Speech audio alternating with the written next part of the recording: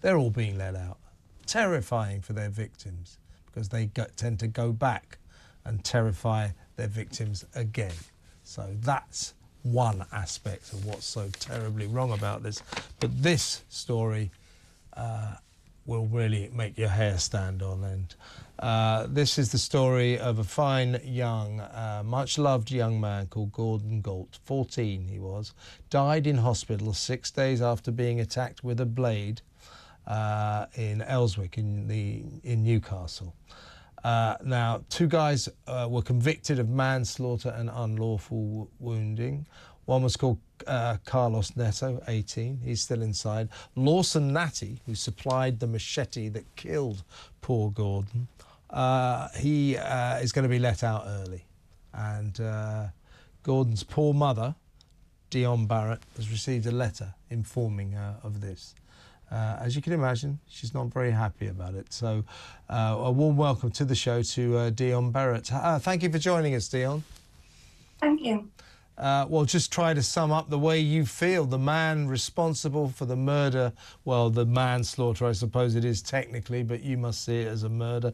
The death of your poor son is going to be let out nice and early, as if nothing happened. How do you feel about that? It's a goddamn disgrace. Feel sick to my stomach. Absolutely sick to my stomach that he's going to be allowed out. Yeah, I can imagine. Well, tell us. Let's talk about Gordon. Tell us about Gordon. How did he come to get involved in this fight? Well, it wasn't. It was between two groups. Mm-hmm. So there's been tit-for-tat violence between two groups. Gordon was never ever involved, and it was declared in court. Gordon was never involved in it. So they've been looking. They've come along to the Ellswick area on that night, and they've been looking for a Pakistani group. Right. They wrote on their Snapchats posters with the machetes saying they were out to kill. And they were out to kill the first Pakistani they got. So this is a kind of gang warfare thing, was it? Yes, but not with Gordon. They did not know Gordon from Adam. So what happened then? How did he come to get stabbed? So Gordon was in the Ellswick area at the time. This is where the groups come from. The groups come from the Benwell area, mm-hmm. and went to the Ellswick area looking for people. But it was Pakistanis they were actually looking for. Yeah. So what's happened is outside the park, they've heard that this group is inside the park with machetes. Mm-hmm. So the lads from Ellswick, where Gordon was at the time, went into the park and around the park to see what was going on. And that's when Gordon's come round the bottom of the park on the back of somebody's bike, and they've hit him with the machete. So was it kind of mistaken identity then? They just thought he was something to do with the gang that they were after or something like that? Well, they've even said in court that they did not know Gordon. And I mean, obviously he was fatally injured, spent 6 days in hospital. That was in 2022. I mean, that must have been an absolute nightmare for you. I mean, did you get a call from the police to say Gordon's been hurt? So Gordon was only out the house 15 minutes. He says, what do you want for tea? He says, turkey dinosaurs. So I'm standing, putting stuff in the oven. So then I got a phone call from the estate saying, Gordon's been stabbed. I says, Gordon's been stabbed? So the lady who rang us come and got me, and we went through every single red light to get there. When I got there, I arrived before the police, the ambulance, and people were doing CCPR on him. Oh, my God. I did not expect it to be as bad as it was. When I got there, Gordon was dead. He was dead, lying on that floor. So I didn't know what to do at first. So I started clapping and saying, come on, Gordon, you can do it. And that's when he started to come round. And that's when he started to come back alive. And then the police arrived and the ambulance and took him to hospital. He went through a 9-hour operation on his arm because it had hit the main artery, and he fought for his life for the next 6 days, and then he passed.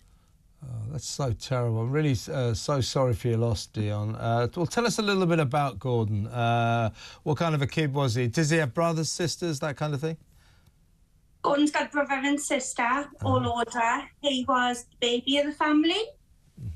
Gordon had ADHD, couldn't keep still, typical little boy. But he had a heart of gold, absolute heart of gold. He loved the girls, loved women. Only 2 days before he died, he come in. He couldn't concentrate on his Xbox. So Gordon come in this day, 2 days before he passed, and says, Mum, this boy's been fostered on the estate. I went, all right. He went, do you know how I don't play on my Xbox?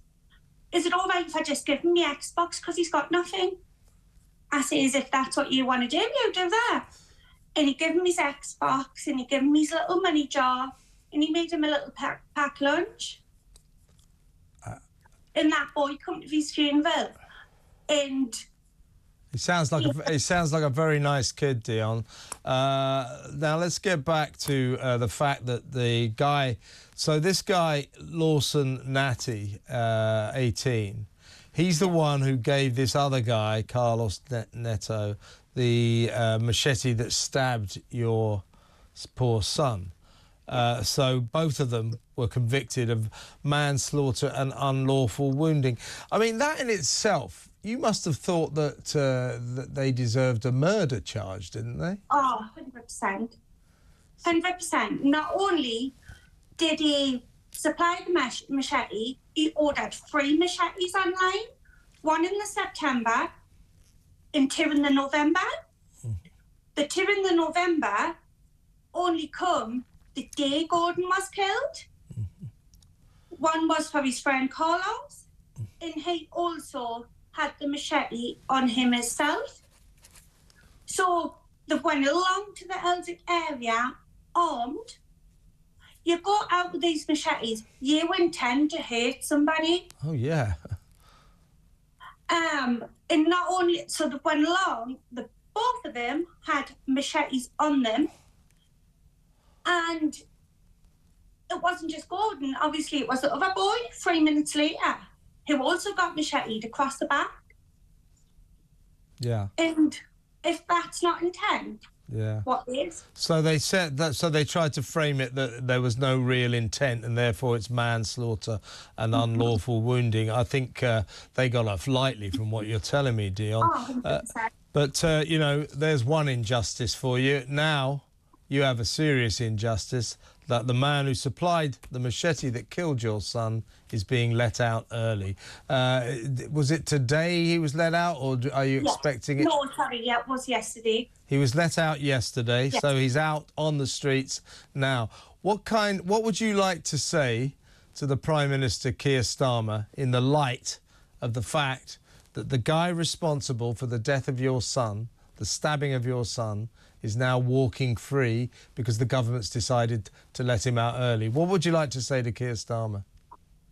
It's an absolute disgrace. I've had no justice.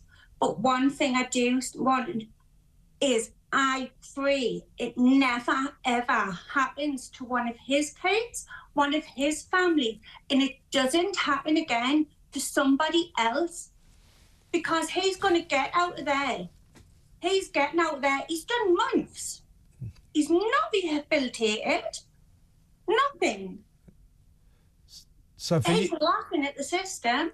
Something needs to be done. Something needs to be done about knife crime. Like, knife crime's at the world's highest at the minute.